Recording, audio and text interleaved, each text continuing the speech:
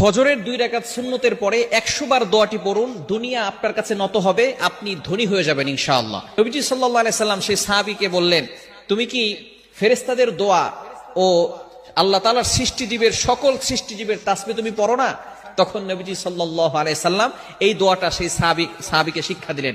এই সাহাবী সেখান থেকে চলে গেলেন। চলে যাওয়ার পরে কিছুদিন তিনি আসলেন। আসার পরে বললেন, ইয়া রাসূলুল্লাহ, ইয়া হাবিবাল্লাহ, আপনি আমাকে যে দোয়াটা শিক্ষা দিয়েছিলেন এই দোয়াটার আমল আমি করেছি। এই আমল করার ফলে আল্লাহ পাক রব্বুল আলামিন আমাকে এত পরিমাণ সম্পদ দিয়েছেন, এই সম্পদ রাখার জায়গা এখন আর আমার কাছে নাই।